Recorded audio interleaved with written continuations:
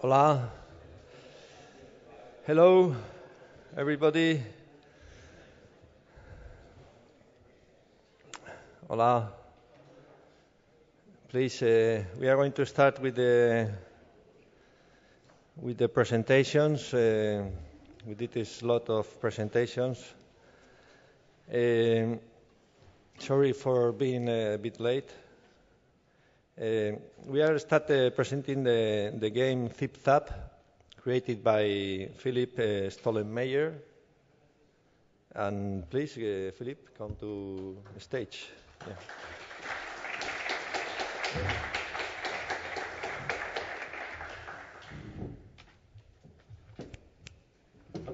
Okay, thank you very much for the invitation. At first I'm going to talk about a bit my studio, when you want to call it studio, because basically it's just a desk with a chair, nothing that I would call studio. I have a little brand, it's called Kami Box, and Kami is Japanese for paper. And because I used to make tiny paper machines, and so I always had some kind of interest in little moving things, and this somehow took place in the game that I made, and I call it Zip Zap. Okay, so the plan at first was something completely different. I wanted to make a platformer that was equally nicely controllable as Super Meat Boy, or if you want, Super Mario or something like that, where you have the feeling you're always in control. And the people who already know Zip Zap, they know that it's absolutely nothing like that in the end.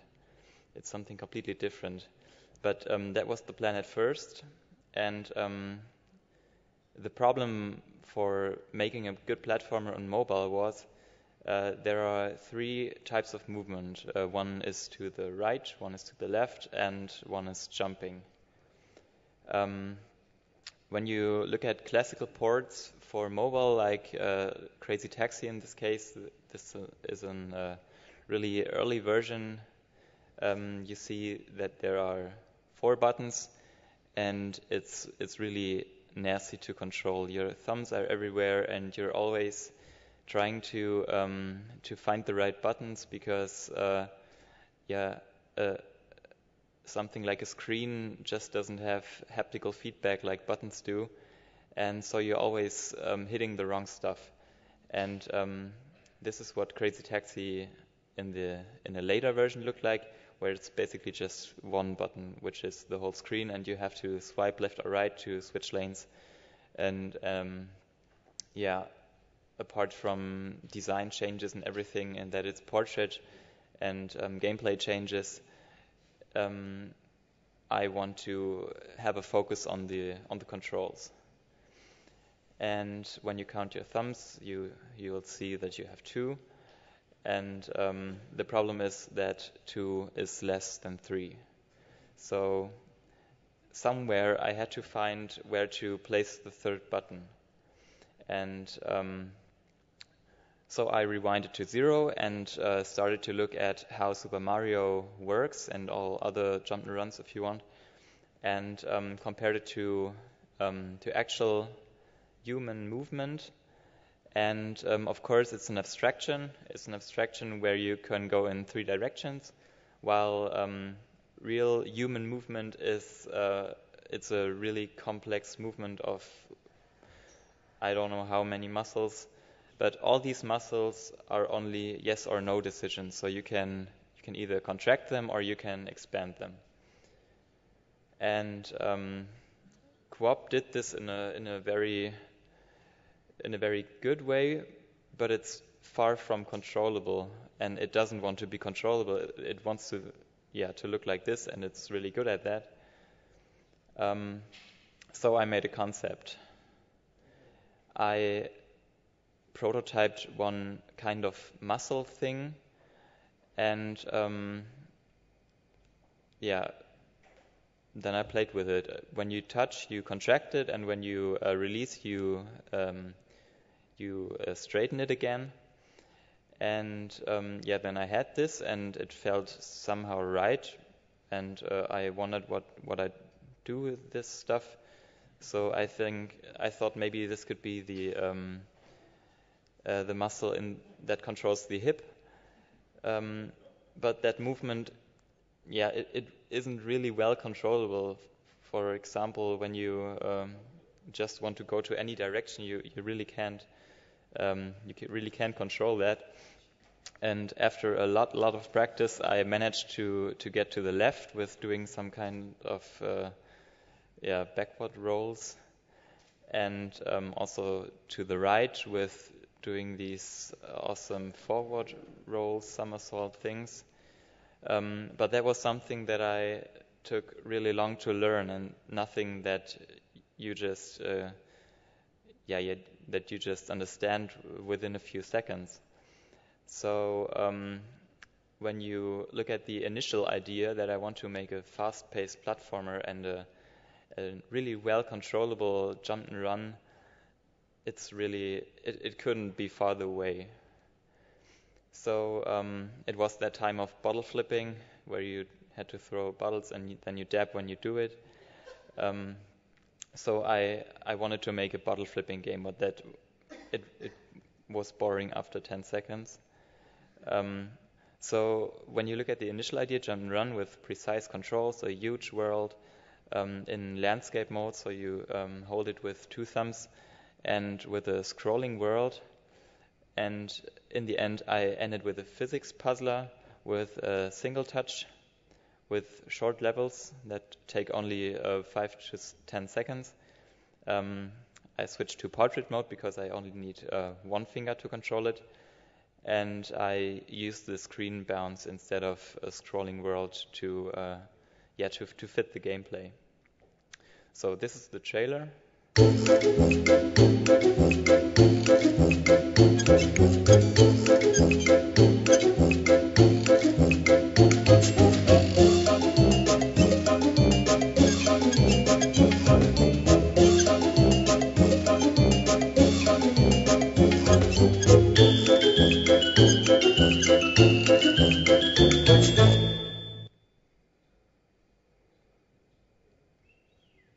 Okay, something about the visuals, but really quick because it's nominated for best gameplay, not best design, and I can understand that.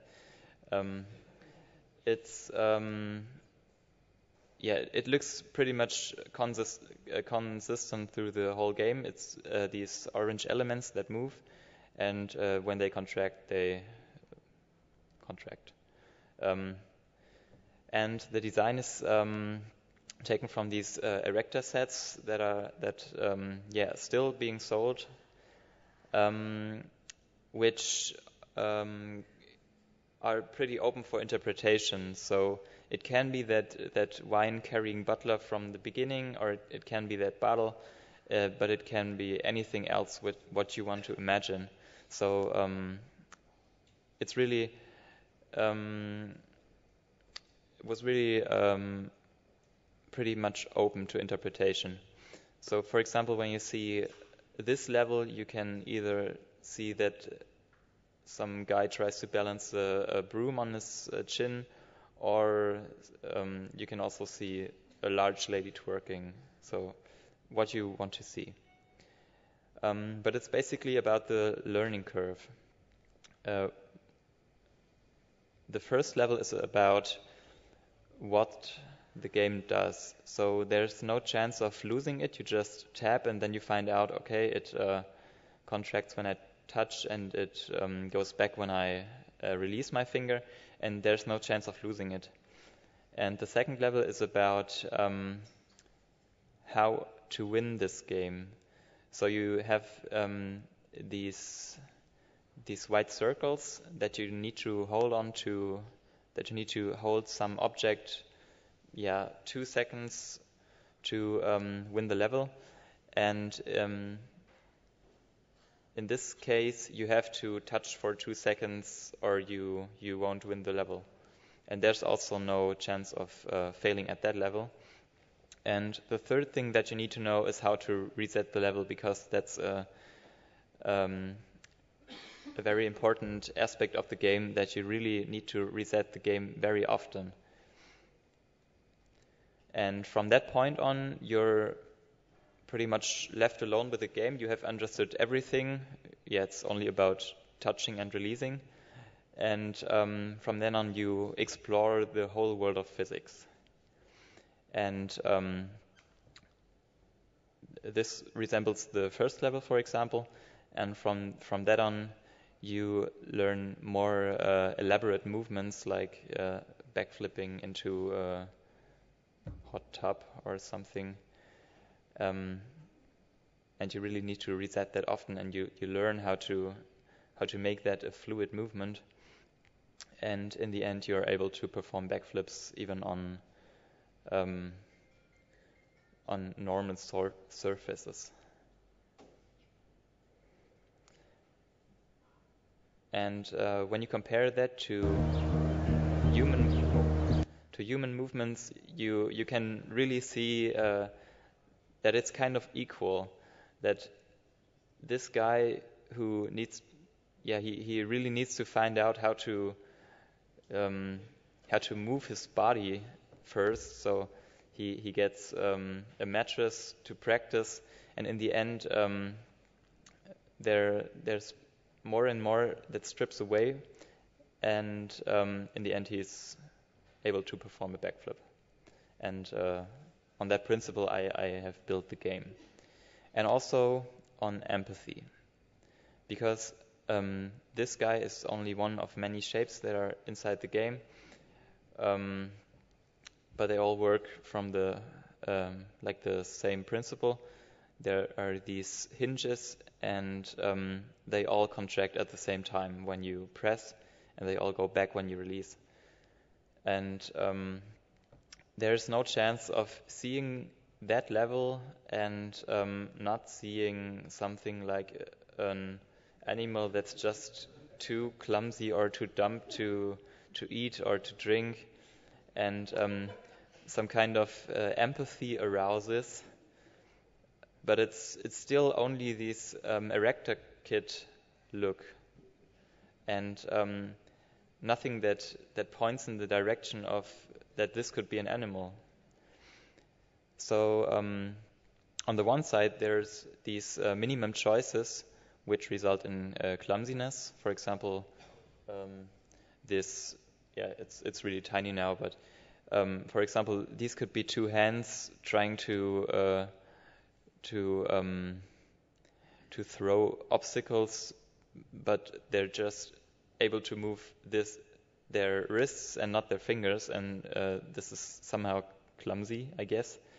And on the other side, maximum control, because there's only touch or not touching, and so you get that pretty fast, and the responsibility that comes from the controls. And together, some kinds of parental instincts arouse, where you have these tiny creatures, and you somehow feel the need to help them to do whatever. For example, these two are the top one I always call the old man, because he walks with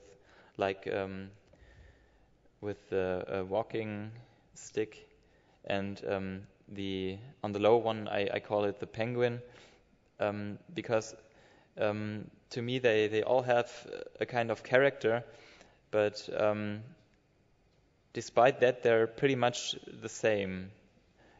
They're just these orange elements with a hinge, but how they move and how they behave, it gives them some kind of character that you can't really describe it. You just feel it when you play the game. And in the end, even some non-living object like this thing gets a soul, because it's just too clumsy to get that ball right, and somehow it wobbles and it does that stuff, and that wasn't even intended, but in the end every object that's in the game has some kind of character, and I found that really interesting to see and how people experience that. And now this is from a Let's Play where you really can see the learning curve of the man playing the game. And I also saw that in the playing area below us, saw people playing the game, and you really saw how fast they learned how to control the character. And so at the beginning you just tap everywhere, and you find out, okay, it doesn't make any difference where I tap, and they swipe, and they find out, okay, it doesn't make any difference if I swipe. Okay, you see from the blue bar that this guy tries to swipe, and now it says swiping has no effect. So you really can see how you can see the thoughts, and I think that's really interesting when seeing people playing this game. Okay, thank you, and if you have any questions, I'll be happy to answer them.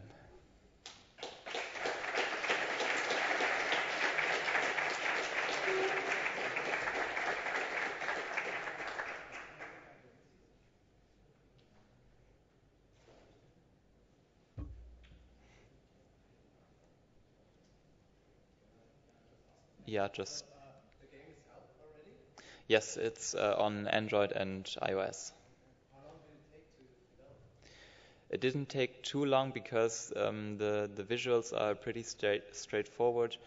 I think 2 months. I was wondering, what's your business model on this? Because I know a lot of other guys who did games in the similar genre, but had a lot of trouble in how should they earn some money from this. So what's your approach?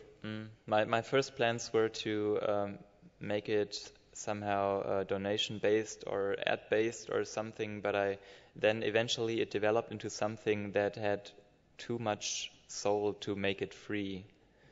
That was what I thought. And so it costs $2 or €2. And I also thought that paid games were dead. All my other games were free with ads. But I think it went very well. So I'm really satisfied. Can you give us some numbers? Some download numbers? Yeah. It's been downloaded about 100,000 times.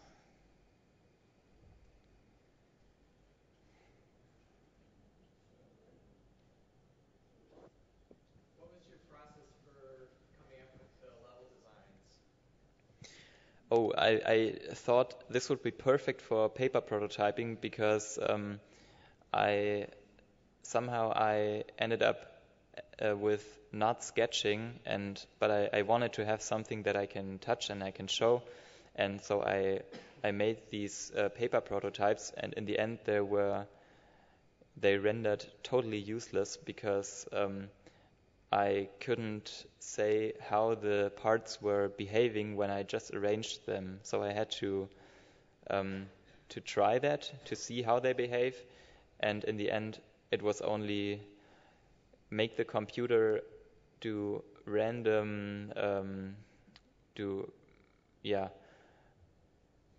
some random levels, and then I tap and I see, okay, this makes sense or this doesn't make sense, and from the thoughts from the computer I generated levels.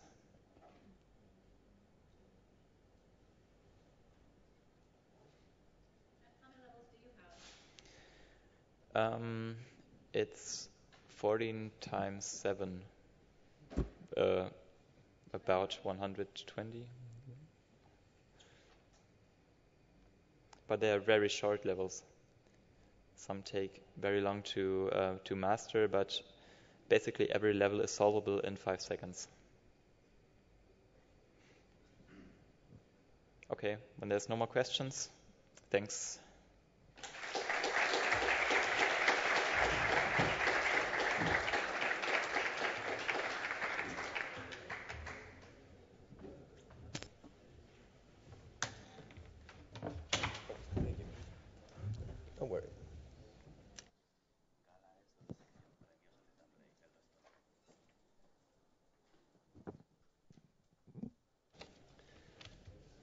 Okay, next presentations. Next presentation will be Lost Words. Please, Mark Buckle, come to stage. Yeah. And using your... Yeah. Okay, so you have to set up if you are going to use sound. So you have to set up the audio. I think we should be. Okay. You need to configure audio mini jack, no HDMI. You can check if the audio is correct.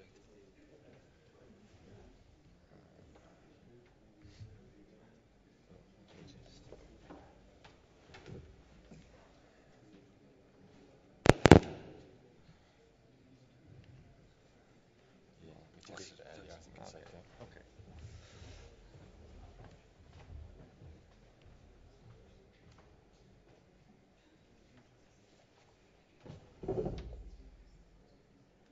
Right, thanks very much. So I'm Mark Backler. I'm the founder of Sketchbook Games, and we're working on this title, Lost Words. So it's a narrative puzzle game set in the pages of a diary.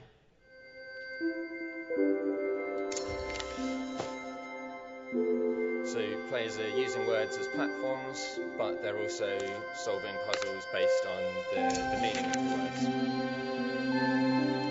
And by dragging different words into the place and sentences, you can make choices. So here we've just chosen the name of the protagonist in this fantasy world that we then transition into.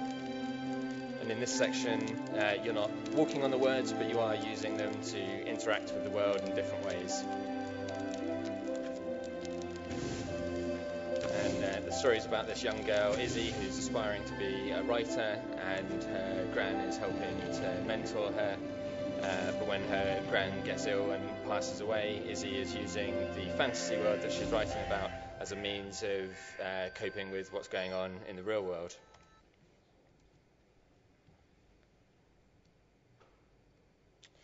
So I've worked in games for a few years now. I started off on Harry Potter and the Order of the Phoenix as a level scripter. Then I went to Lionhead Studios and worked on Fable 2. And I moved into game design after that. And most recently I was at a company called Marmalade working on Hasbro mobile games. And while I was at Marmalade, I took part in the Ludum Dare 26 competition when the theme was minimalism. So it was a fun game jam to take part in, and the game that I came up with, the concept was a bit like Tetris, but with words instead of blocks, and so you had to drop words in ascending length order so that you could jump up them with your character and get to this goal at the end of the screen. And I was making it in Game Maker, and so to begin with, I just had some test text in the center of the screen with no physics on it yet, and then I had some physics on the character. So I ran the game just to test it and make sure everything was working okay, and the character dropped down and landed on the text, and I thought, hey, that's really cool. I've not seen that in a video game before. It's much better than my idea, so I decided to do that instead. And I sort of made about 10 different levels based on this mechanic. And then when I went into work, I showed my boss, who really liked the concept. It was this guy, Mike Barwise, and he encouraged me to keep on working on it in my spare time, which I did. And one of the first things that I wanted to add to it when I carried on working on it was a story, because I'm a big fan of narrative games. And because the game was using words, like the pages of a book seemed to make sense, and then sort of a young girl character and a diary sort of followed on from there. And I really wanted it to be a game that could help people deal with real-world issues. And when I was at school, I think there was like only one girl in my class whose parents were getting a divorce. And now it seems, you're almost in the minority if your parents are still together. So I thought this would be a good topic that could actually help people through a difficult real-world issue. And I'm really inspired by films like Good Will Hunting and The Shawshank Redemption that kind of make you feel differently after you've watched them, and almost feels like they kind of teach you something about life or about yourself. I really wanted to make a game that, like some of the best movies, has the power to really move people and potentially make them cry. But I didn't want it to be a sad game overall. I wanted it to be aspirational and uplifting in the end. So while I was at Marmalade, I took part in this Games Quarter course. So they had sort of a couple of evenings a week, and they had speakers from different parts of the games industry, and it kind of was designed to teach you things about like the legal side of games and the finance and areas that you might not have experience in. And at the end of the talk, you had to either talk about what you learnt or give a practice pitch for your game, which was what I did. And it turned out that one of the people in the audience worked for a game development studio who were just starting a funding arm, and they got in touch sort of a couple of months after the event because they were interested in funding the game. And around the same time, I was taking part in another game jam, and I made this game, Elven Isolation, with a few of my friends from work. And we were lucky enough to get chosen as the winners of the game jam. And one of the judges was Rhianna Pratchett. And the funding people we'd been talking to had actually reached out to her about being a writer on the game. So when I went to this event and got to meet her, I sort of kept in contact, and then afterwards I mentioned the project and asked if she would be interested in working on it. She got back to us, we sort of all met up, and it was really awesome to find out that she was interested in taking part, especially as she's kind of usually works on bigger AAA games like Tomb Raider or Heavenly Sword. And one of the first things she said was that she felt the game would be sort of more emotionally powerful and also more universal if we made it about loss rather than divorce. So we changed it to that. And at this point, so we had this offer of funding, and but there was a few things in the contract that I wasn't really happy with about the sort of intellectual property and creative control. So I tried to negotiate on that, but they wouldn't negotiate. So we sort of both ended up walking away. And at this point, I moved back in with my parents to save money, which allowed me to kind of prototype the game further and get it to a point when we might be able to get some other funding. So we spoke to the Wellcome Trust, and they offered us a grant after about 6 months of me working full-time on it. And this grant helped us to work with a researcher who could be an expert on the topic of grief. And so anytime we were doing something to do with that, she can advise us and make sure we're sort of covering things in the best way possible. This grant allowed me to hire a programmer, Audrey Profit. She's been doing a great job on the game.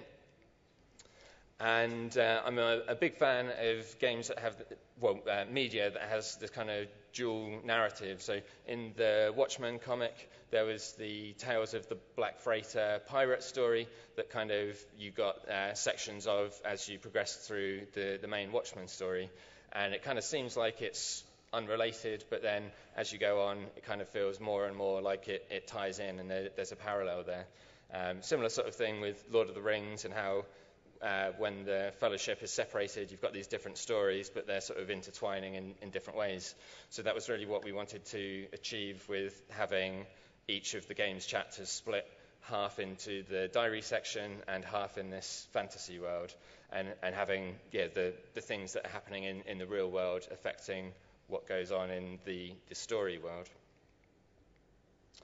We've also been really inspired by more modern films like A Monster Calls, which you've got Liam Neeson voicing this giant tree monster who's sort of helping out this young boy as he's dealing with his mother's illness.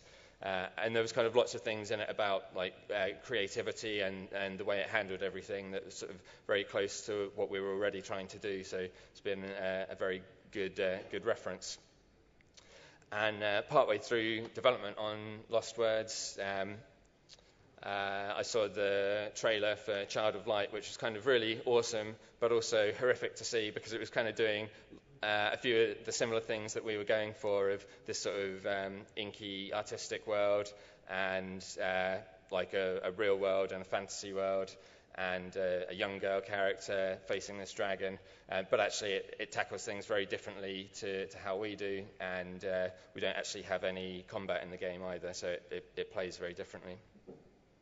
So this was what the game looked like in 2014. Sort of updated it slightly, but it was more sort of adding different mechanics for 2015.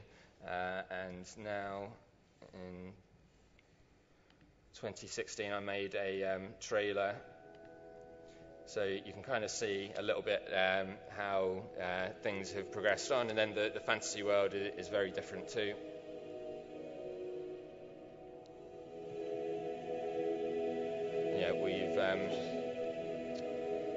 We've sort of been playing around with the puzzles a lot since then, and adding other choices to the game. So we had a couple of other word mechanics in the fantasy world at this point, which we're still going to keep, but we're just moving them to later in the game. So things like using fire here.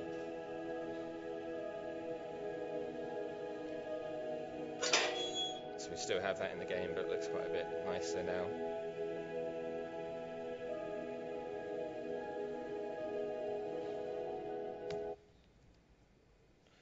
Okay, now with the art style, we wanted to get the whole desk there, and so you get the different items as the game progresses, and they sort of change around for each chapter, and also the location can change slightly based on what's happening in the story.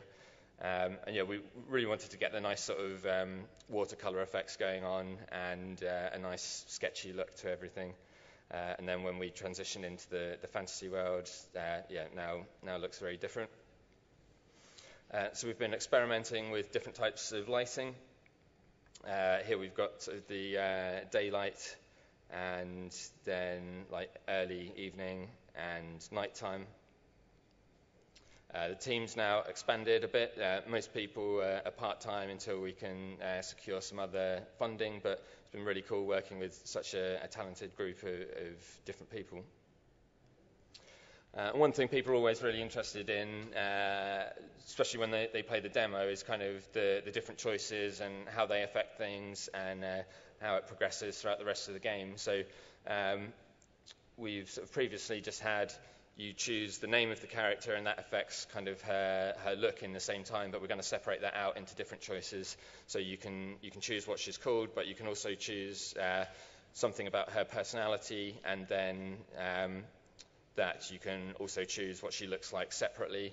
And then we're going to have sort of a couple of other choices in each of the chapters of the game as you progress through. There's going to be about 9 chapters. There's sort of choices towards the end of the game when it's sort of affecting the meaning of your journey. So one tricky thing with a game like this has been making sure we kind of develop the story and the design hand in hand, because they're so sort of integrally related. And so there's been some difficult times when we've kind of got a bit of story that we really like, but we can't fit any gameplay to it, or the other way around. So sometimes we have to sort of change them and sort of massage them together to make sure they work, or sort of remove or add a bit to fit things in together. So while it might sort of have a detrimental effect on one particular part of the game, I think overall it makes it more sort of cohesive and a stronger experience. So one example of that was this grass is greener level. So it says, I guess the grass is always greener on the other side. So what players normally did was they would drag the word scrap down, and jump across to the other side of the screen to get the scrap. But when they do that, the color of the grass switches, and then the scrap appears on the other side of the screen. So then often they'll jump back, and then the same thing happens again, and it transitions to the other side of the screen. So then they drag the word not in to complete the sentence, and then the scrap appears on the same side as them. But this kind of didn't really fit with what we were wanting to say in the story, so we ended up taking it out, even though it worked quite well and players seemed to enjoy it. We might see if we can add a section, like an option at the beginning of the game, so you can play some of the puzzles that work quite well on their own, even separate from the story. We've also now got this word book up the top corner of the screen, so when you find different words, they're stored in your book, so you can use them throughout the fantasy world. So we've got 3 core words. You've got destroy, repair, and rise that you can use throughout the game, and then you get 1 or 2 different words on each level that you just use in that instance, and then they're sort of finished up when you finish that particular level. The game's split into 9 different chapters, but the 7 main ones are the different stages of grief, and while we don't kind of signpost this in the game, we've tried to base all the different puzzles and words and sort of emotion in each level on that particular topic. And that was one thing that it sort of really helped with working with a researcher, because we could get sort of advice about this and advice about how people tend to deal with and process grief. So we've got a color chart here. So it's kind of showing or color script showing the progression through the game. So it's been really handy for kind of the whole team to see this and how things progress. We're looking to try and finish development on the game late next year, and then release early 2019, around sort of March. We want to put the game out on PC and all the main console platforms, and we actually feel it works really well on touchscreens too, so we'd like to do a iOS and Android build. So I found, like, working at a bigger studio, you have like highs and lows, but since starting my own studio, I think kind of the highs are higher and the lows are lower, because everything's kind of more personal. And have got some really good advice from someone about sort of trying to fund your project, and that he was saying pretty much everyone in the games industry is always trying to hustle for the funding for their next thing, and I've kind of seen that when hearing people who like worked on Journey or GoldenEye or games that have done incredibly well, and then they're looking for a specific type of funding for their next project, and it's sort of difficult even for them. But we have had some really good feedback from people, so it's really nice to hear when people like the experience, and especially if they found it kind of emotionally moving, which is what we're aiming for, and even though we've still got a long way to go. So it's really awesome to come to events like this and get to put the game in front of people and get feedback from them and see what they like and what they don't like, and how we can make things better. Any questions? Yeah. I was wondering about your relationship with the writer. Has that continued over time? You keep collaborating, or was that sort of a one-time piece that she did for you? It's been a continual thing. She was kind of, I think she was like the first person on the team other than me, really. We communicate on sort of Skype and email, and she'll write up a draft or something and send it over, and then we sort of had different meetings and met up with our welcome researcher as well, sort of all of us together. So it's really handy to be able to all sit in the same room and sort of talk everything through. And Rhianna's kind of done done different drafts for us, and then we'll sort of put some stuff in the game and then send her over a build, and she'll give us feedback, and sort of often send it when we get artwork for different characters and things. We'll send it over and see what she thinks about it. Was there someone else?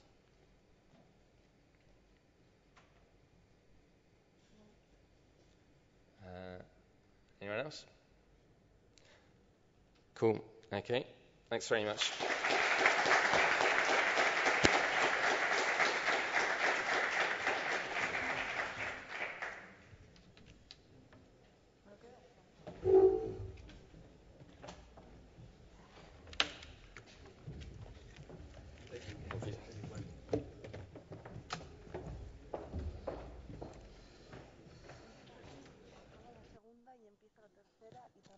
Pase de micros.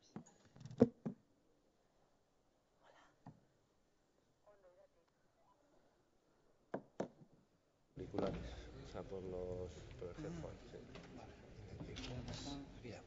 Sí, yo soy en España. Ah, vale, joder. De puta madre conmigo. Y nada, seleccionar ahora salir auriculares para que te suene y pista. Auricular está ya. Vale, tal cual está, eso es. Vale, pues Tienes el volumen sí, porque... subido y todo el rollo.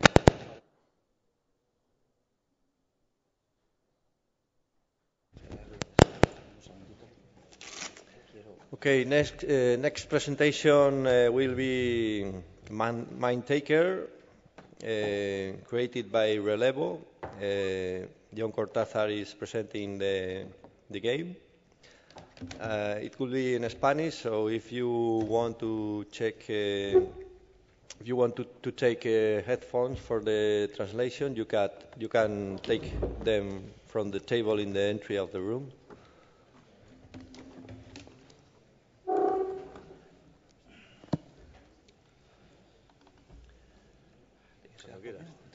¿Te quedas conmigo o no? Okay.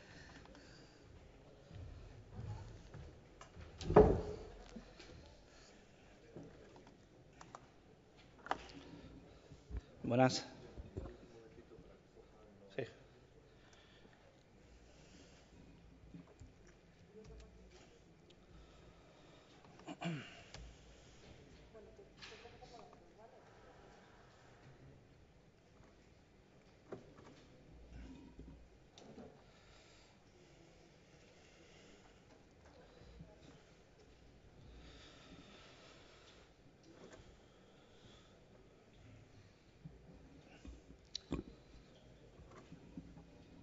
Estoy esperando un poquito porque están cogiendo los cascos para la traducción. Hace un momentito.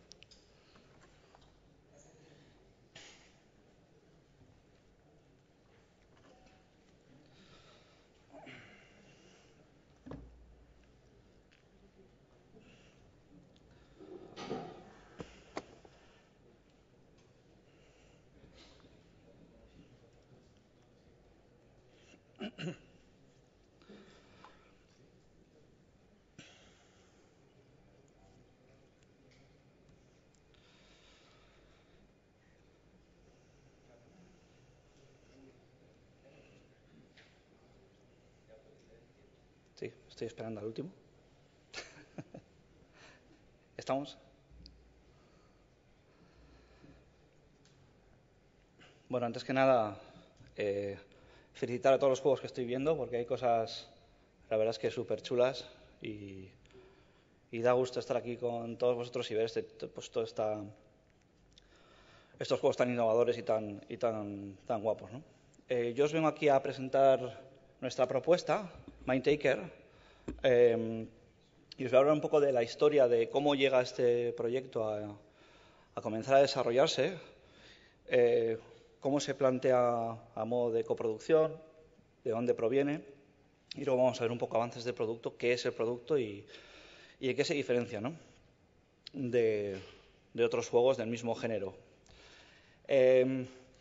Nosotros, en 2016, remontándonos a 2016, en nuestros planes de desarrollo que teníamos, porque no me voy a poner a hablar de los juegos que hemos desarrollado, pero bueno, teníamos un videojuego para PlayStation Vita publicado, que es este Baboon. Lo lanzamos en 2015 y en 2016, pues en nuestro planning de trabajo, digamos, del estudio, teníamos dos desarrollos. hacer el port de Baboon a PlayStation 4 y comenzar con un juego un poquito más humilde, que es el Project 8, en el que estamos también desarrollando. Pero digamos que íbamos a tener un año muy tranquilo. Íbamos a estar, pues eso, un poco tranquilos, pues porque con Baboon no tuvimos todo el éxito que esperábamos tener, con lo cual pues teníamos que frenar un poco el tema de los desarrollos, ir acometiendo proyectos un poco más pequeños y en base a eso pues tratar de seguir funcionando con el estudio, ¿no? Ocurre que un día el CEO de otra empresa vasca como Relevo Virtualware, contacta con nosotros y bueno, pues es una empresa muy potente de aquí, desarrolla videojuegos, pero son videojuegos más centrados en pues eso, Serious Games, Advert Games, etcétera, y no había entrado en el terreno del entretenimiento. Entonces vino a verme el CEO, que es un extremo, tío majísimo, y con la propuesta de ver si podíamos hacer una colaboración y trabajar en un proyecto juntos, ¿no? Ellos son una empresa con mucha capacidad tecnológica, llevan haciendo durante muchos años virtualizaciones, simulaciones, temas de realidad virtual. Y nosotros, en Relevo, tenemos el punto más creativo. No somos los más técnicos, pero sí tenemos ese punto de tratar de hacer mecánicas un poco originales y tratar de ser un poquito más distintos en los videojuegos, ¿no?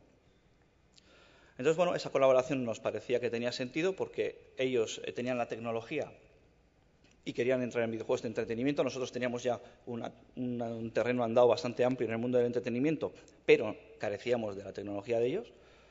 Así que, bueno, pues empezamos a dar una vuelta a pensar qué proyecto podíamos hacer juntos, ¿vale? Inicialmente, pues fue como, ¿qué hacemos juntos, no? Pues una gente con mucho nivel tecnológico y luego nosotros con nuestras ideas un poco más locas, ¿no? Entonces nos fuimos en Relevo al estudio a pensar y a darle vueltas y nos pusimos a plantear un poco cómo planteábamos nuestros proyectos para videoconsolas actuales. Nosotros en Relevo tenemos un punto diferencial muy importante con respecto a otros estudios, y los que nos conocéis aquí en Bilbao lo sabéis más y los que no nos conocéis pues no lo sabéis. Y es que a día de hoy seguimos desarrollando productos para ordenadores de los años 80, ¿vale? No hacemos juegos solo retro o que parecen retro, sino juegos que funcionan en los ordenadores de los años 80. No lo hacemos, por supuesto, de forma, digamos, profesional o esperamos ninguna rentabilidad de estos juegos, pero nos encanta hacerlos. Nos gusta ponernos con el ensamblador a hacer juegos de 32K y, bueno, pues son nuestras fricadas y que luego cuando los ponemos con cacharros más grandes pues nos permite saber y saber condensar las ideas más claves, ¿no? Porque, pues bueno, nuestra afición es esa y nos encanta hacerlo. Entonces, siempre que hemos hecho un juego para plataformas superiores, para plataformas actuales, ya sea para mobile, ya sea para videoconsolas, ya sea para lo que fuera, siempre nos hemos basado en algo que hubiésemos desarrollado previamente para plataformas retro. El caso de Baboon, nuestro producto para PS Vita y para PS4, era un diseño que teníamos pensado preliminar para ordenadores MSX. Lo mismo nuestro juego British Bob Jumping Craze para móviles, para iOS y Android, que también la idea la sacamos de otro producto que hicimos pues en nuestra afición de hacer homebrew en ordenadores de 8 bits. ¿Vale? Entonces, cuando nos pusimos a pensar en cómo podíamos aprovechar esta sinergia empresarial, utilizamos la misma vía. Es decir, vamos a buscar alguna idea o algún concepto que nosotros hemos utilizado ya haciendo esos juegos que nos gusta hacer y vamos a plantearlo a lo grande. Esos son nuestros Fiction Dreams. Nosotros trabajamos 2 aventuras para ordenadores Spectrum y MSX en 2010, en 2010, que son juegos de texto con una base de terror y con su puntito de intriga, etcétera, ¿no? Ocurre que en realidad aquí teníamos una trilogía. El primer juego está en la caja, publicado en 2010, luego salió Está en el pantano como segunda aventura de terror y texto muy clásica, y teníamos un guión para una tercera parte, que nunca se llegó a desarrollar. Ese guión se llamaba, o se iba a llamar, Está en tu mente, y era una historia sobre una casa y un gato, etcétera, ¿no? Pero nos gustaba tanto que no lo desarrollamos para plataformas retro. No hicimos lo que solemos hacer, ¿no? Por mera afición, sino dijimos, vamos a tratar de guardarlo en la nevera para en el momento que podamos acometer este proyecto de forma un poco más madura, hacerlo porque pues, el guión merecía la pena y no íbamos a quemar ese cartucho, ¿no? Claro, la historia es que la gente de Virtualware, una empresa pues, pues, seria, que hace su investigación y que nos conoce, sabe que en Relevo hacemos juegos siempre con aspecto muy familiar, siempre con aspecto muy cartoon, ilustración, muy para todos los públicos. Entonces, nunca se esperaban que les fuésemos a proponer un juego con contenido explícito, como puede ser en este caso Mindtaker. Al final fue una valoración pensada en lo que sabían hacer ellos, es decir, ellos saben hacer virtualizaciones, paseos virtuales, simulaciones de cuevas, simulaciones de museos, etcétera.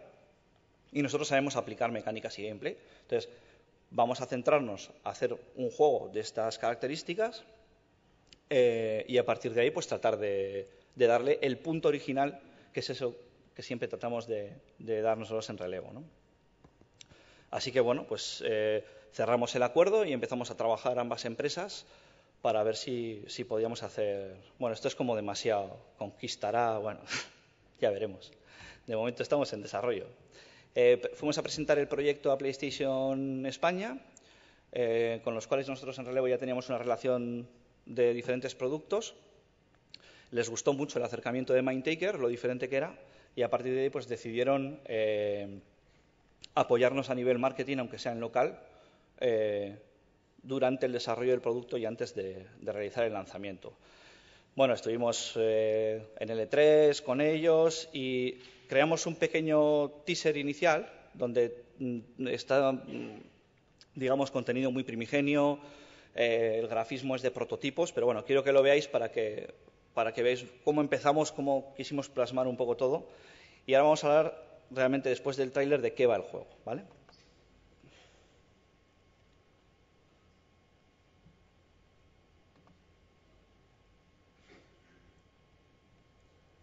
Epa.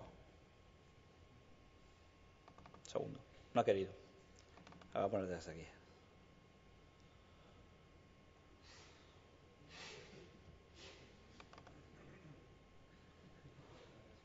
Peggy 18.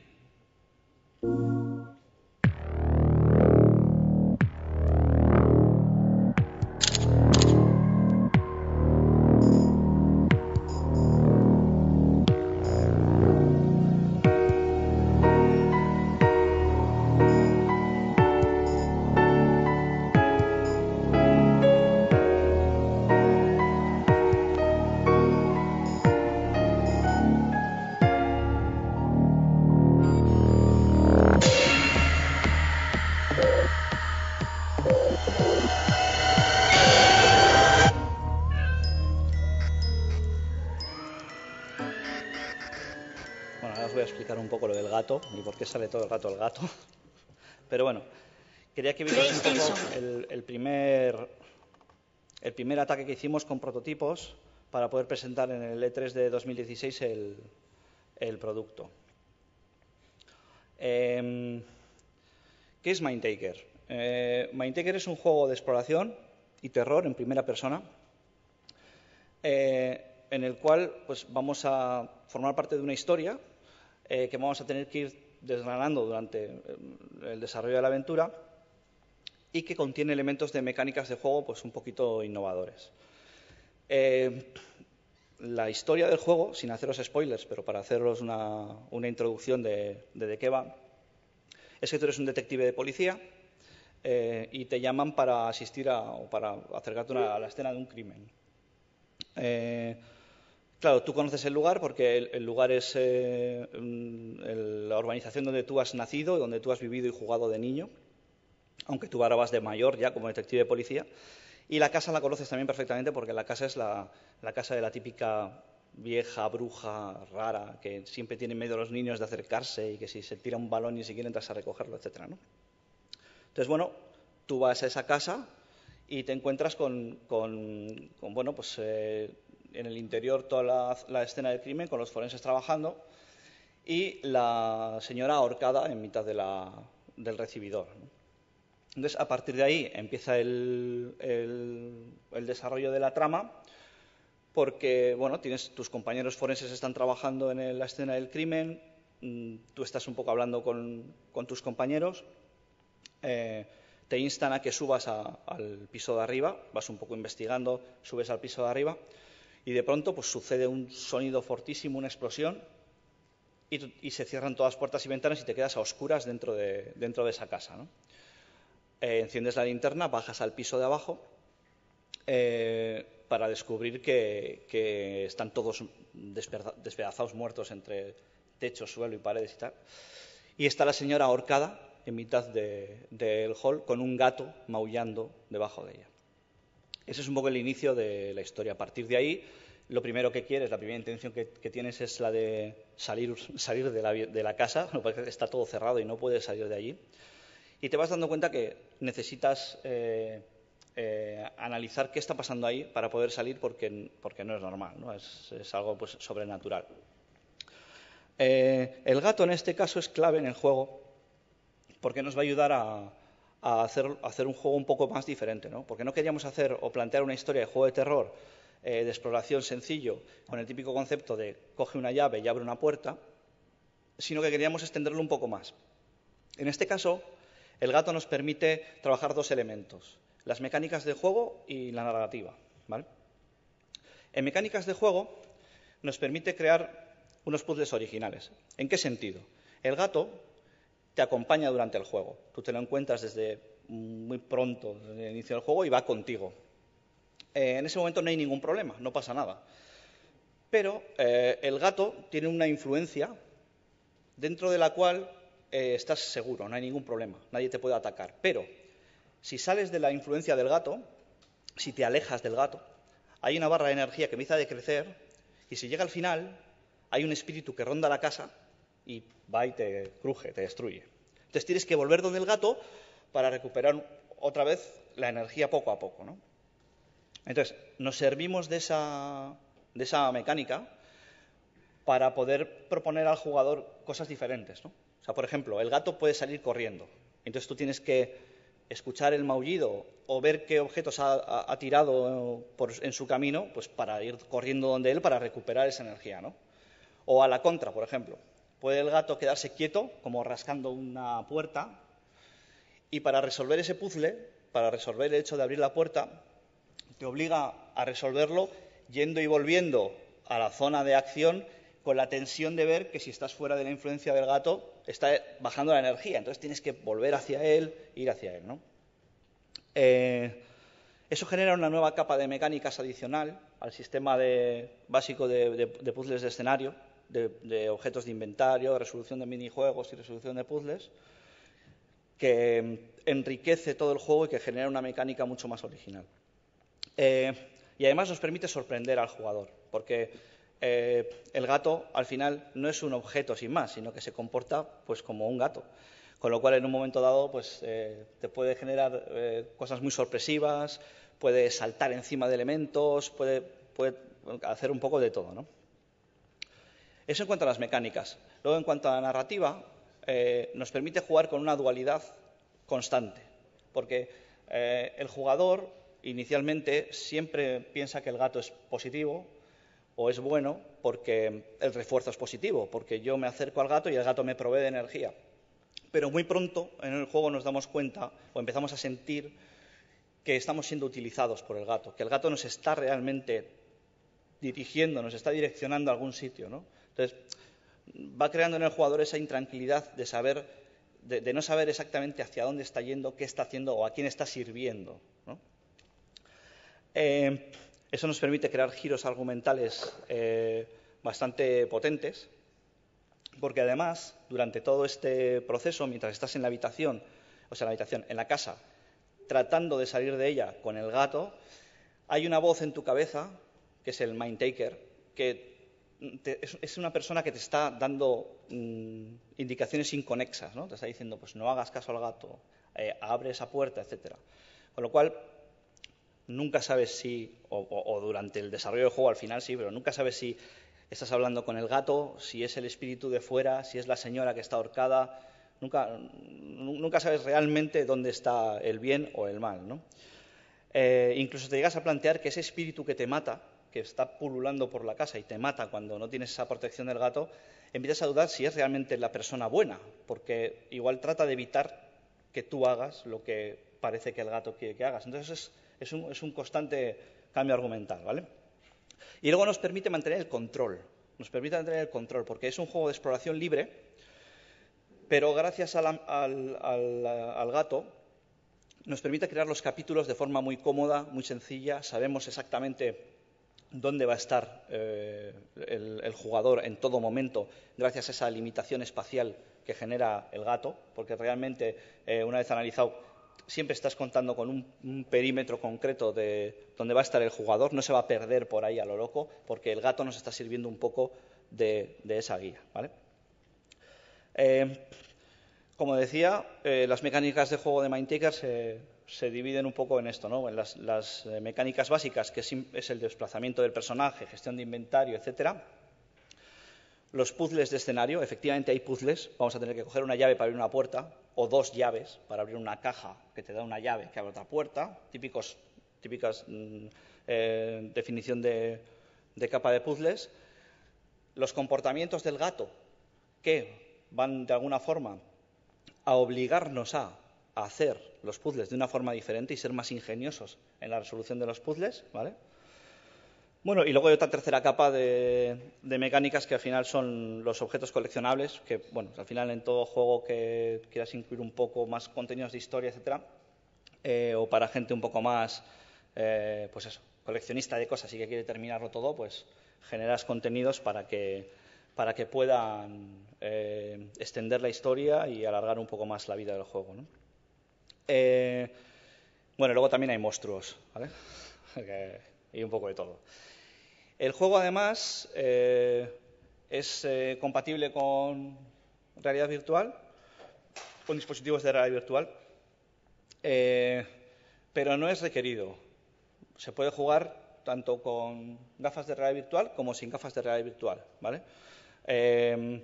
VirtualWare controla mucho la tecnología de realidad virtual. A nosotros también nos parecía que ir solo a realidad virtual es como que nos centramos en un nicho muy pequeño y en realidad pues nosotros queremos tocar un poco todo el mercado en este aspecto. Y bueno, pues la verdad es que hemos utilizado la fórmula que utilizó Resident Evil también en su modelo de negocio y vamos un poco en ello. Se lanzará primero en PlayStation 4, con intención de unos meses después lanzarlo para PC en Steam, con soporte de Oculus Rift y HTC Vive, de nuevo sin ser obligatorio. Y ahora, si nos deja, no sé si nos dejará, vamos a ver el tráiler final, ¿vale? Y a ver qué os parece. ¿Que no nos va a dejar? Peggy 18.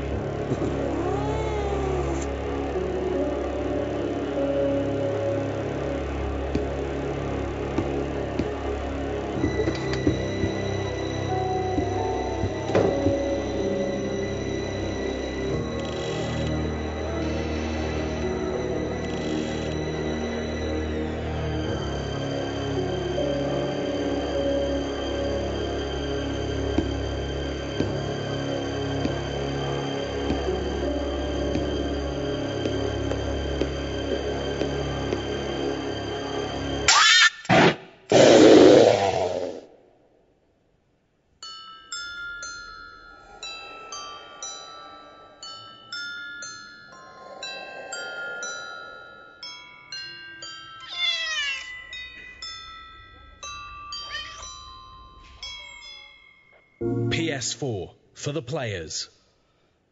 Vale. Y bueno, eso es un poco todo lo que os tenía que contar acerca de Mindtaker. Está planteado para ser lanzado en abril del año que viene. Y bueno, pues espero vuestras preguntas.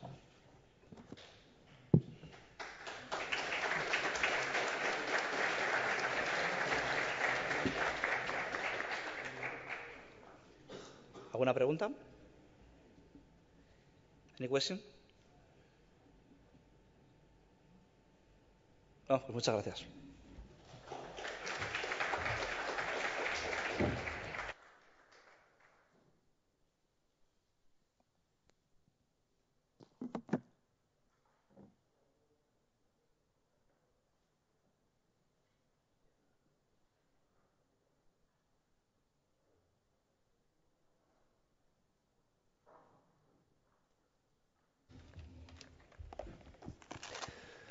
Okay, next presentation will be Minimal Over Wheels, made by Julián Oliden and Raúl López, members of Zeus Software. Please come to stage. Solo tú.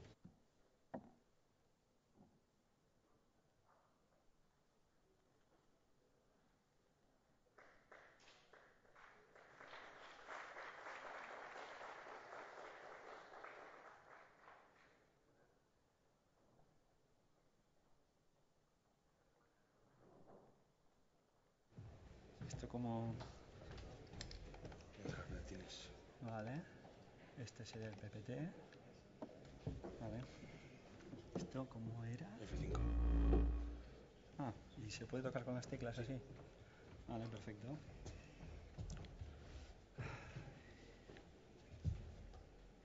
Hola, buenas a todos. Soy Julián, el programador de Minimal Over Wheels. Y junto con Raúl hemos hecho este juego. Como podéis adivinar por el gráfico, no hay que ser muy listo, es un juego de coches. Bueno, yo empecé a hacer videojuegos en los años 90, Raúl también en los 80. Él hacía juegos para Spectrum y demás, hizo el Jundra, hizo el Risky Boots y demás.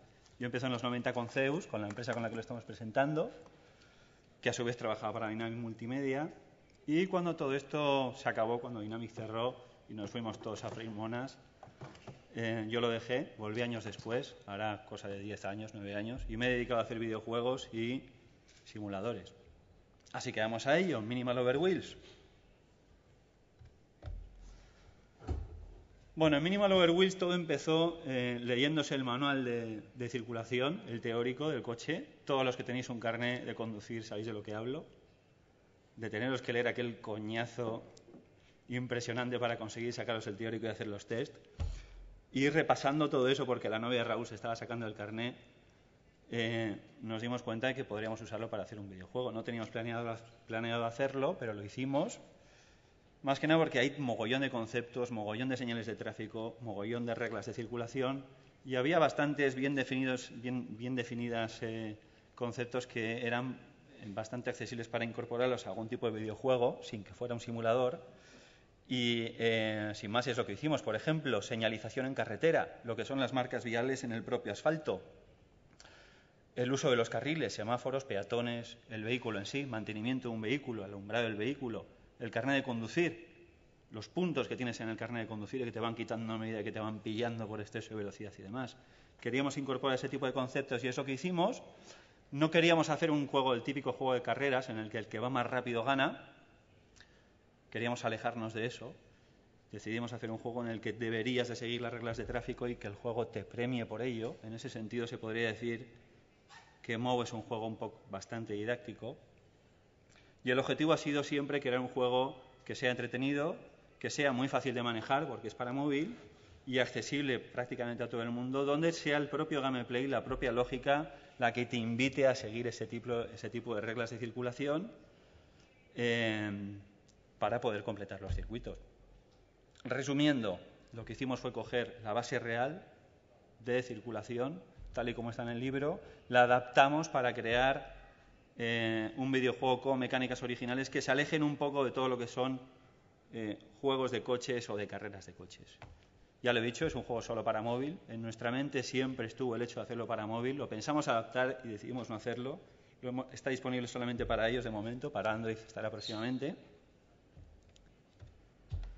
Y se podría decir que Minimal Over Wheels es, ante todo, en una sola frase, un simulador de conducción vial dentro de un videojuego arcade. Claro, siempre está hasta qué punto va a ser un simulador serio, que suelen ser súper aburridos, y hasta qué punto va a ser un videojuego. Quiero decir, basándose del hecho de que tienes que leerte un manual de circulación para empezar a hacer este tipo de juegos, hasta qué punto no va a ser un coñazo jugarlo, ¿no? Y eso se planteaba, a medida que íbamos mapeando, se planteaban preguntas del estilo, ¿qué pasa cuando tú tienes que andar conduciendo y de pronto tienes que frenar en un semáforo en rojo? ¿No rompe eso el ritmo de un juego? ¿O qué pasa cuando vas andando por la carretera y de pronto hay un límite de velocidad que te obliga al jugador a bajar de velocidad para adaptarse a una velocidad? No iba a ser un coñazo, en definitiva, no iba a ser un coñazo tener que estar siguiendo las reglas de circulación. Y lo que hicimos para solucionarlo fue intentar encontrar un equilibrio para que sea el propio jugador el que tenga que elegir entre velocidad y entre respetar ese tipo de señales, ese tipo de leyes de circulación, de tal manera que le resulte más atractivo el tener que hacerlo, el tener que respetarlo para completar los circuitos. ¿Cómo lo hicimos? Bueno, pues no se lo prohibimos. Lo lógico en el juego y la mecánica del juego es ir obedeciendo ese tipo de señales, pero no es obligatorio. Puedes acabar ir pasando fases saltándote todas las reglas que tú quieras, pero, claro, lo lógico es que tengas cualquier accidente. Entonces, para evitarlo en ese sentido, bueno, correr va siempre en tu contra, en ese sentido en el juego, casi siempre, vamos. Por otro lado, si tú vas acabando los niveles y lo haces todo bien, lo haces perfecto, que es como lo llamamos, acabar los levels en perfect, te van dando un punto más en el carnet de conducir a medida que lo haces sin ninguna equivocación. Las vidas en el juego son puntos, empiezas con 3 puntos, puedes llegar a tener 10, y si te quedas sin puntos en el carnet de conducir, es game over, se acaba la partida.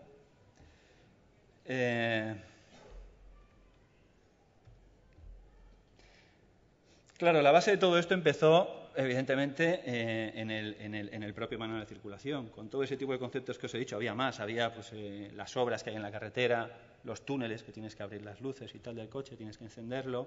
Pero siempre ha sido, sobre todo y ante todo, un tema de estar cribando señales, cuáles íbamos a meter y cuáles no. Aquí podemos ver unas cuantas señales de circulación. Bueno, no las metimos así en el juego, las señales no salen como salen en la realidad, las pusimos solamente sobre el asfalto, una cosa importante en el juego. Apuntar que, por ejemplo, estas señales que vemos de dirección para ir recto son tal y como son en la realidad. Eso tiene una normativa con respecto a las proporciones. Todo ese tipo de señales tuvimos cuidado en hacerlo. El tema de los conos que vemos ahí con el coche azul parado, nos vinieron muy bien en el juego para que el jugador, según ve llegar los conos, sepa que se va a tener que cambiar de carril. Ese tipo de cosas fueron de mucha ayuda. Aquí podemos ver bastantes señales de tráfico. No todas están en el juego, muchas sí, pero no todas. No os podéis imaginar la cantidad de señales de tráfico que hay si empiezas a pensarlo. Hay un mogollón. Apuntar, por ejemplo, que los japoneses son muy buenos haciendo señales de tráfico. Hacen unas señales súper bonitas, con unos iconos preciosos. Son una maravilla. Gran parte de las señales que elegimos resultaron ser japonesas. Y a la derecha podemos ver una señal de velocidad que está sobre el asfalto.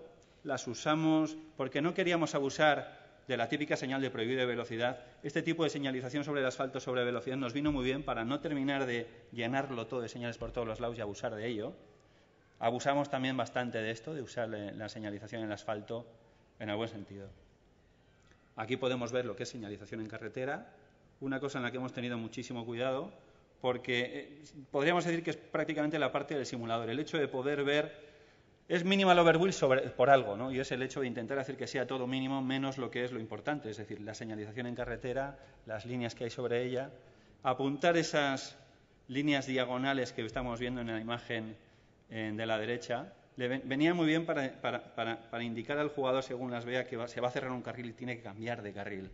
El uso de los carriles en ese sentido, a la hora de ver este tipo de señales, venía muy bien. Aquí podemos ver una curiosidad. Había al final tantas señales en el juego y tantísimos obstáculos que a medida que íbamos empezando a hacer y planear las fases nos perdíamos, se nos olvidaban. Nos pasó bastante. Así que decidimos hacernos con unas cartas, nos dibujamos unas cartas con todas las señales que había en el juego y a medida que íbamos planeando las íbamos pasando como en el cole, como los cromos directamente y lo íbamos planeando así. Evidentemente empezamos por las más sencillas, que serían las de velocidad, y tiramos a partir de ahí y lo fuimos complicando. Otra curiosidad sería la señal del radar. Nos hacía mucha gracia el hecho, bueno, los que tenéis carnet sabréis, que tú vas andando y de pronto ¡fas!, te pegan el flashazo por detrás, que lo ves por el espejo retrovisor que te acaban de pillar fijo, o a ti o a alguien. Queríamos plasmar eso en el juego, que es lo que hicimos, supimos que lo queríamos hacer desde el principio y lo metimos. Y a medida que vas haciendo el juego, de primeras hay unos cuantos elementos críticos súper importantes sin los cuales este videojuego no puede funcionar. El más evidente está claro que es el coche, por el perfil que vemos aquí. El coche se controla con gestos, también se puede usar gamepad, pero se controla por gestos. A la izquierda, a la derecha, no, sale al revés, vale. A la derecha podemos ver el táctil de pantalla, lo que vemos en la pantalla. Los gestos son, mueves el dedo de lado a lado para cambiar de carril y cambias de marcha moviendo el dedo para arriba y para abajo. El coche tiene marchas, como en la vida real, 5 marchas, punto muerto y marcha atrás. Y nos vino muy bien, queríamos basarlo en la realidad, pero aparte de eso nos vino muy bien para poder adecuar las marchas del coche a diferentes tramos de velocidad de las carreteras. Es decir, si vas en primera, puedes ir a 30, en segunda 50, en tercera 80, y adecuándolo así nos evitamos el tener que obligar al jugador a estar peleándose con un acelerador y un freno que se vuelven locos en el móvil, en el sentido de que sea muy sencillo de manejar. Y en el otro lado, a la izquierda, podéis ver el estado del coche tal y como se ve en el juego. Es súper completo. Lo quisimos hacer así precisamente por querernos basar en la realidad. Sacamos bastantes fotos de cómo son todas las cabinas por dentro, todos los salpicaderos, y ese fue el resultado. Es una de las razones por la que es tan completo y tiene tantas cosas, algo que no suele pasar en móvil. Nos dio bastantes problemas de rendimiento, por ejemplo, precisamente por eso, por la complejidad. Aquí podemos ver un par de mecánicas inteligentes que tiene el coche. La primera sería el hecho de poder adecuarse a la velocidad del tráfico que tiene por delante. Simplemente pulsando el freno se adecua a esa velocidad de manera instantánea. Y aquí podemos ver otra mecánica, que es el hecho de usar largas. Darle un rafagazo de luz al coche adelante para que se vaya y nos deje en paz. Las usamos para facilitar la vida al jugador, para que pueda andar entre coches sin ningún problema. Cuando no las teníamos puestas era un Cristo, no se podía jugar. Así que tuvimos que implementar un par de mecánicas que fueran un poquito inteligentes, porque el juego no va de estar peleándose con el tráfico, sino de conseguir acabar los niveles haciéndolo todo bien. Y aquí podemos ver una curiosidad, un premio que hay en el juego, que es un modo turbo, que escapa un poco de la visión de simulador. Con esto es fácil acabarse muchos niveles, claramente. Hay veces que juega en tu contra. El problema de este tipo de modos turbo es que el hecho de que vaya tan rápido es que hace que consuma gasolina. El coche tiene gasolina, consume gasolina. Cuanto más rápido vas, más gasolina consumes. Si te quedas sin gasolina, pierdes un punto, como en la vida real, por lo menos en España. Si te pillan y te has quedado sin depósito, te meten, pues la que no está, te dejan fino, vamos. Y hay gasolineras por todos los mapeados en diferentes fases para que puedas recargar, sin más. Cuando se acaba de recargar te sale el gasolinero para que puedas seguir jugando, para que sepas que realmente se ha recargado. Y el coche tiene averías. A medida que te puedes ir chocando con diferentes elementos, otros coches, piedras, vas demasiado rápido en un badén y puedes ir rompiendo el motor, los frenos, la dirección, los neumáticos. Si rompes de todo el coche también pierdes otro punto. Y es una de las razones por las que el marcador del coche es tan completo. Todos los iconitos que veis en rojo en ese marcador son los gestores de averías iguales a como salen en el salpicadero, que se te van encendiendo pilotos cuando tienes roto. Queríamos hacer lo mismo, y eso es lo que hicimos. Y hay mapeadas en diferentes zonas talleres para reparar el coche, y sin más, cuando se repara el coche, te sale la mecánica para que sepas que ya se ha acabado y puedas seguir jugando. Aquí podemos ver otros elementos del juego, más allá del coche, que es el más importante, que son las sombras. En este tipo de juegos cenitales, con vista cenital, por lo menos en el nuestro, el hecho de dar información al jugador de lo que hay alrededor usando sombras es lo que queríamos conseguir desde el principio. Nos venía muy bien, nos parece una chulada. Para hacerlo tiramos de gráficos vectoriales, no podíamos usar sprites, estas sombras son gigantescas y esto con sprites sería imposible hacerlo. Prácticamente todo el juego, no todo, pero prácticamente todo está hecho con vectores. Una de las ventajas es esa, el hecho de poder usar imágenes súper grandes usando muy poca memoria. Y otra es el hecho de poder acercar y alejar la cámara sin perder ningún tipo de calidad. Aquí vemos el coche, que también es vectorial, y puedes acercar y hacer mucho zoom sin que pierda calidad y sin gastar muchísima memoria. Esto con sprites necesitarías un sprite bastante grande. Lo hicimos porque otra de las mecánicas que tiene el juego es la cámara. Forma parte de un gameplay no hablado, no comentado en el juego, en el sentido de que puedes acercar y alejar la cámara, está mapeada en diferentes zonas, de tal manera que le dices al jugador cómo tiene que correr más o menos. Si tú acercas muchísimo la cámara al coche, el jugador lo lógico que haga es frenar en seco. Si se la vas bajando poco a poco, lo lógico es que vaya bajando de velocidad porque empieza a no ver carretera. Y si se la abres muchísimo, va a haber muchísima carretera y lo lógico es que empieza a tirar para arriba. Es lo que vimos cuando la gente jugaba al juego, que hacían eso. Muchos se hostiaban, pero eso es lo que hacían.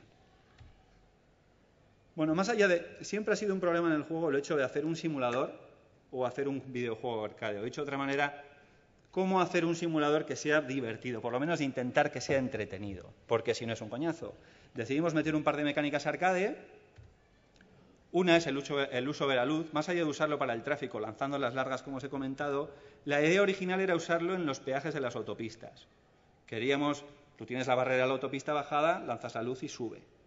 Esa era la mecánica original que queríamos usar y a medida que iba avanzando el juego nos dimos cuenta que podíamos empezar a romper cosas y disparar en los videojuegos siempre es divertido. Así que eso es lo que hicimos.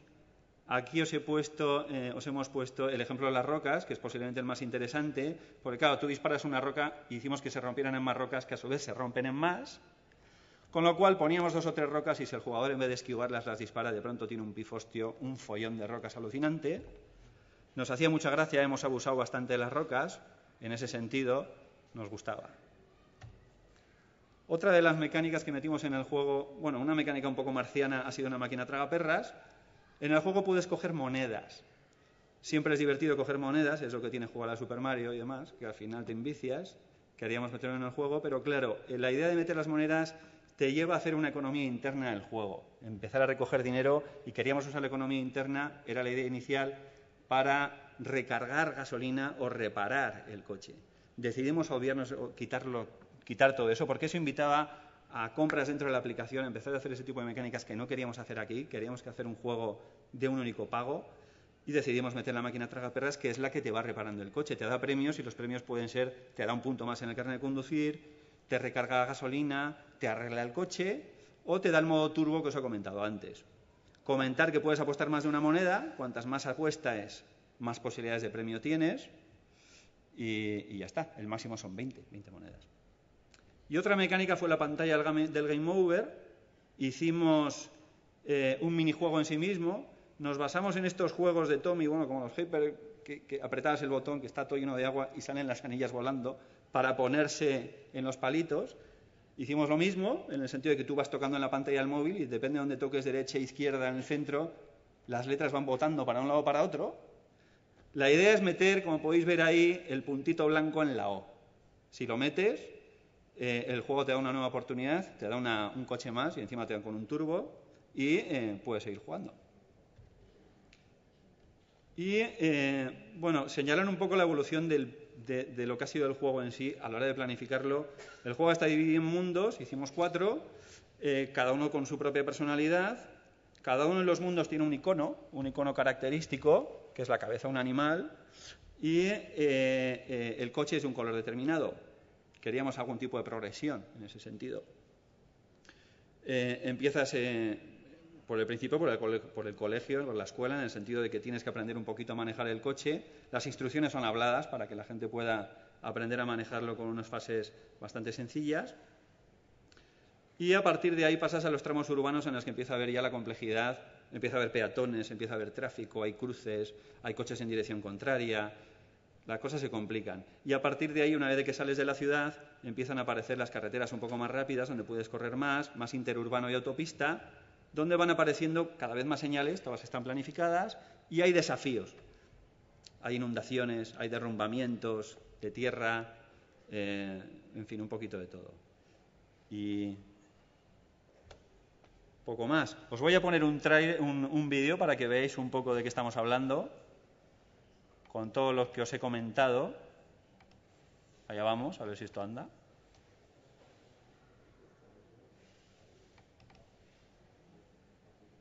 Esto no...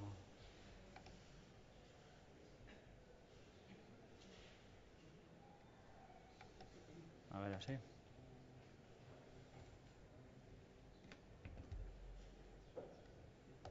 Esto no suena.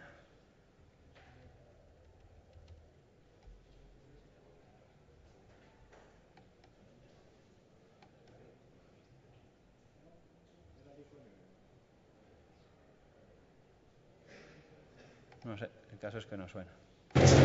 Vale,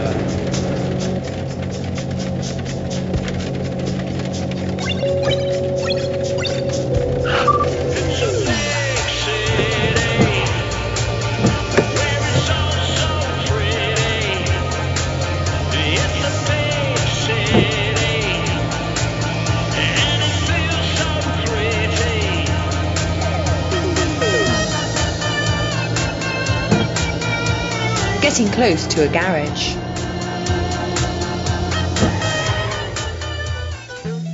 Vámonos pa' la playa, pa' la cabaña, entonces pa' la de champaña, botella en la mesa, esto es todos los días una fiesta. Vámonos pa' la playa, pa' la cabaña, entonces pa' la disco, mira cómo ella baila.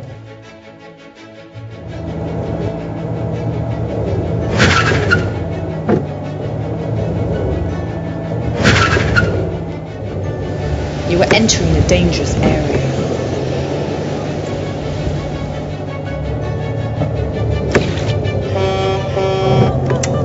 Bad weather, extreme caution.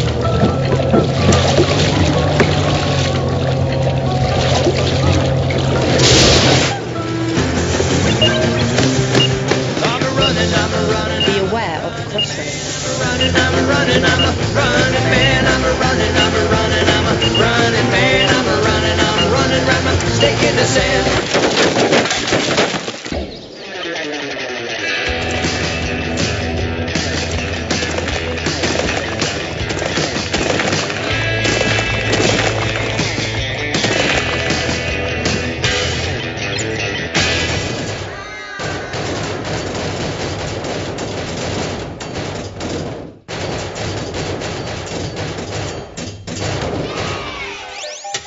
New opportunity.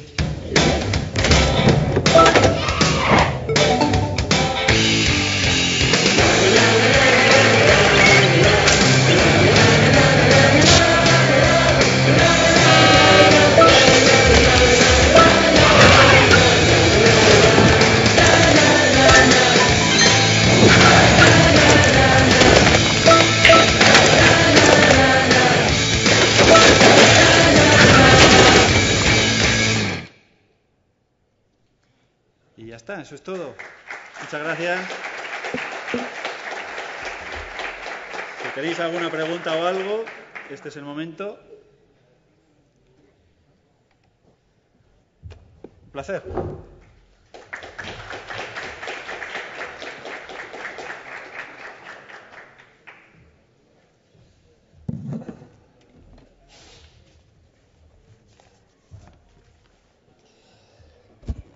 Okay, let's go with the last presentation before the coffee break. We are going to have Clemens Scott presenting Old Man's Journey.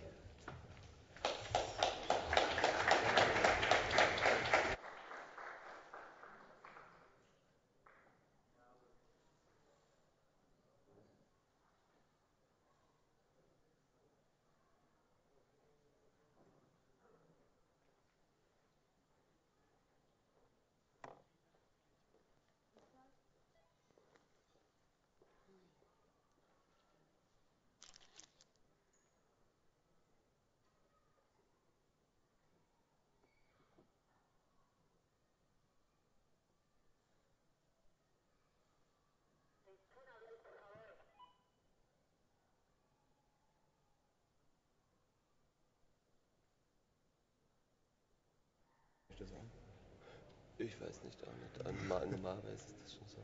Ich glaube, da muss ich noch sagen, Mirror Displays. Arrangement? Na, nicht Mirror, oder? Nein, nicht Mirror. Okay, alles klar. Und dann gehen wir mal da in Kino rein. Wo ist er? Genau. So, und rein. Oh, there we go. All right. Yes. Hello. Excuses for the for the short technical pause. All right. Does your microphone work? It does. Okay, nice. So, hello. It's been a long day already full of presentations, so we promise to keep this brief. My name is Clemens Scott. I'm the co-founder and creative director of Broken Rules, a small independent game studio based in Vienna, in Austria. With me is Lip Comarella, who is the story artist behind the game that I'm going to talk about, which is Old Man's Journey. Old Man's Journey is a puzzle-based story game in which players guide an old man by shaping the landscape around him. Wherever there are two hills that create a visible intersection, the old man can jump from one hill to the other. So you play the game by transforming those hills and solve puzzles. But it's really based around the story. So the game starts with an old man living alone in a house on a cliff. One day he receives a letter, and upon reading it, he basically packs his things and starts to walk.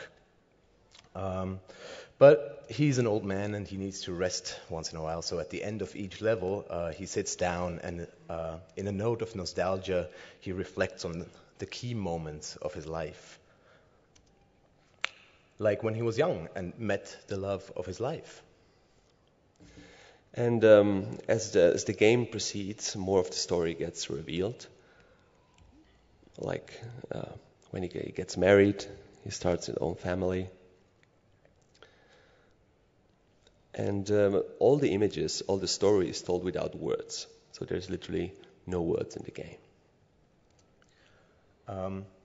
Every element in the game is designed to support the emotional progression of the story. It is reflected in the environments and the music and the gameplay.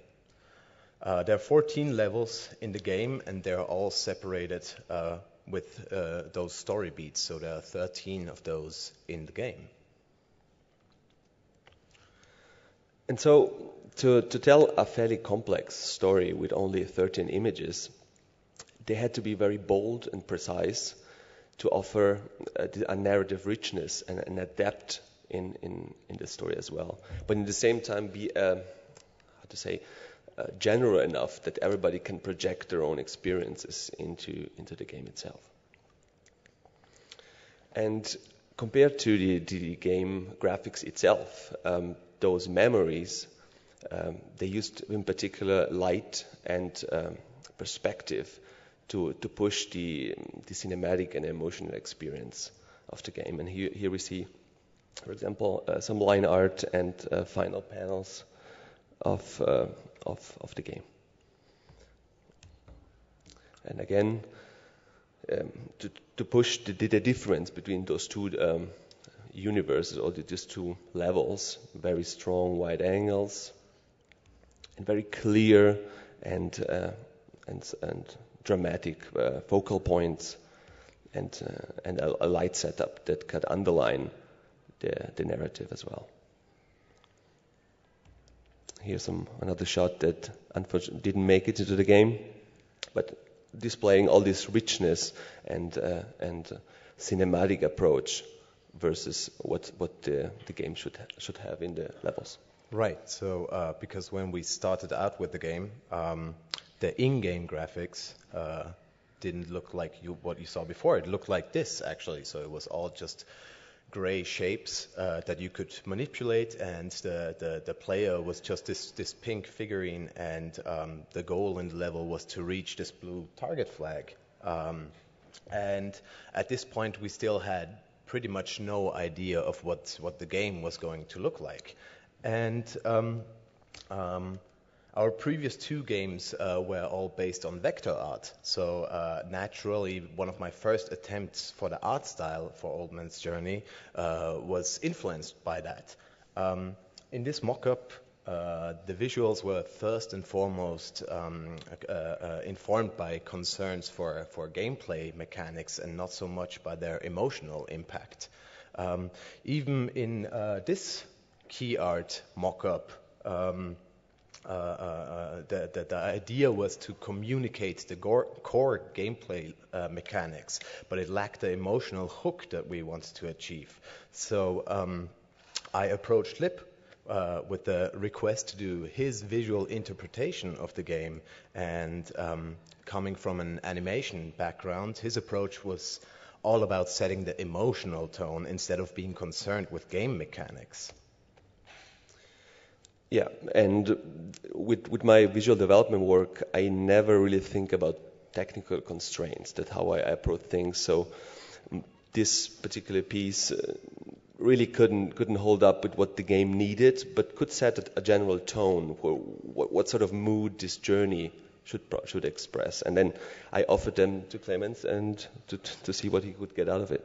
Right. So we really like that idea of having this very textured and painterly looking game for what we set out to do, to tell an emotional story.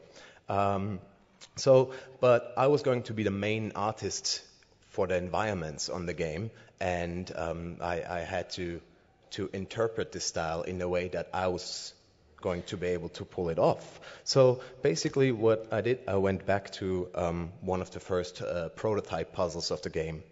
In this level, waterfalls are introduced, which are these blue lines right here. They essentially act like downward elevators. So when the old man walks onto the waterfall, he slips and falls down and lands on the layer below, proceeding to the target. Basically, I wanted to paint over this, imitating a few of the things that Lip put on the table, a few of the ideas, and found the results rather uninspiring and not so good. But it was crucial that we were able to develop a visual style that I could do throughout the whole game. And since I figured I wasn't able to bring that same level into the game, I decided to keep on experimenting and try different approaches. So another idea or another approach for this exact same scene with this waterfall was to render everything in 3D.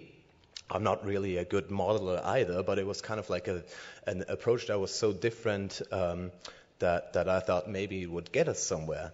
And so I did this in Blender, and we actually kind of liked the results.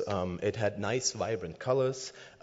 We liked the idea that we would be able to just like place lights in the scene and would have instantly kind of like dramatic shadows and things like that. So we decided to keep on experimenting with that. In this shot right here, the camera is very close to the player, but we wanted to also experiment with more extreme distances in the scene. So we decided to do another scene. This is one of the first levels in the game, and figure out how that would work. And this also kind of like produced interesting results with that. I did like kind of those warm and magical colors of those hills and the atmospheric lights, and also this actually introduced one of the rules of the art style that we stuck with throughout the whole game, which is vertical color shifts. You can see especially on this yellow hill that it is green at the bottom, and then as it goes upwards it becomes brighter and more yellow. And this was something that we really liked, and we kept it as a rule for every element, every visual element in the game. But still, the scene lacked sort of like the richness and the amount of details that we wanted to have in the game. We wanted to have something that is very tangibly interactive and lots of things to explore and to see. And since I was not that good of a modeler, I figured, okay, I have to try another approach to be able to pull this off. So again, I went back to this scene and decided to try something else. And in this case, it was kind of going back to my original roots, which is just basic line drawing. And I did that and sketched on top of the scene, and that allowed me to quickly add lots of details. I actually went a little bit overboard here with all the stuff that I could put in, because I like to be like really fast with it. After that, I applied the color ideas that were introduced in the 3D concepts, which resulted in this. And again, we did quite like it, but the outlines made everything look a little bit too cartoonish for what we wanted to do, and there were sort of like multiple problems that we were trying to solve, and one other idea was to replace the blue flag with something that would be in the world. In this case, we had the idea we could have as a signposting goal, we could use this little hillside village that we put on the side of the hill. And the logical consequence was of that the next level had to be inside of that village. So I basically thought I'm going to try to visualize what that might look like. So I came up with this sketch of this little village, and I put down some colors on top of that, and then I removed the sketch, and this produced this thumbnail right here. And even though that was just like a sketchy thumbnail of the game, it already had some sort of emotional impact. We already could start kind of like dreaming about wanting to spend time in this place, and at that point we knew we were onto something. So I started playing around with this and experimenting with various textures and different brushes, which essentially resulted in this mock-up right here for the game. And at this point we were kind of like really convinced that this was the direction that we wanted to go, and we used this image to communicate to the rest of the team and to other people of what the visual experience was going to be like. However, after that we did lots more iterations, lots more experimentations with various different elements, and also started to build a visual vocabulary for all the different assets that would be used throughout the game. So that also meant that we iterated over the graphics, producing a lot more detailed visuals. So this is essentially what the final level looks like.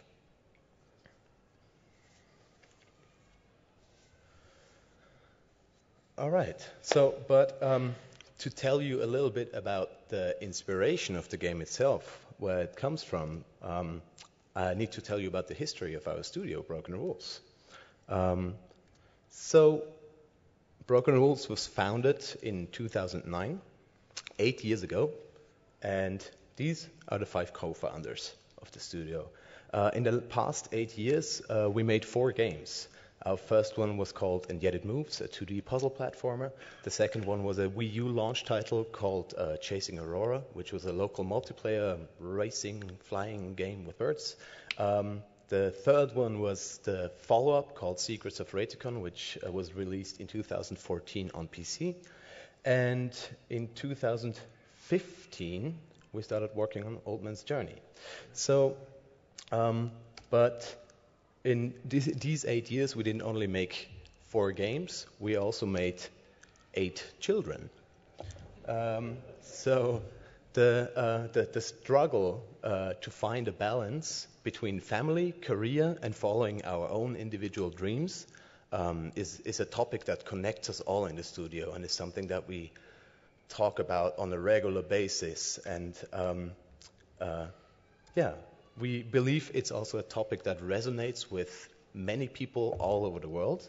So we created Old Man's Journey based on the idea of a man who struggles with these issues and inevitably fails.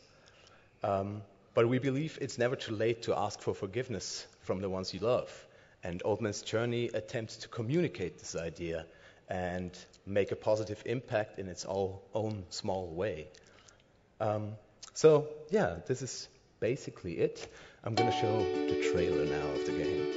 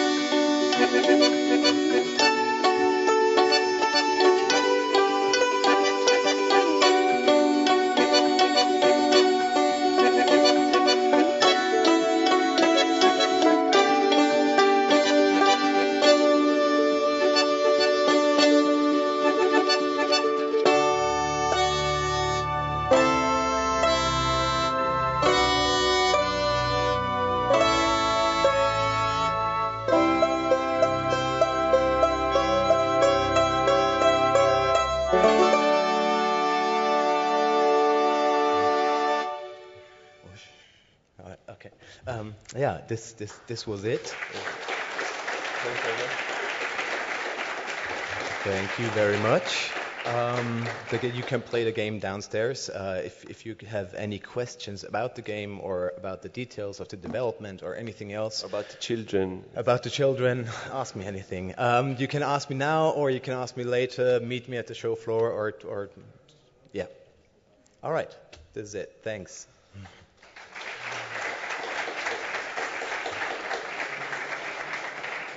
That's it. All right. Any questions right now? There's time. No, I think it's time for a break. Is it? It's time for a break. All right.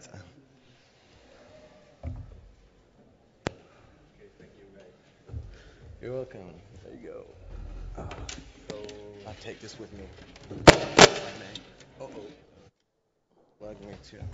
So you can go to the coffee break if you want. It's downstairs, and we will go on with the next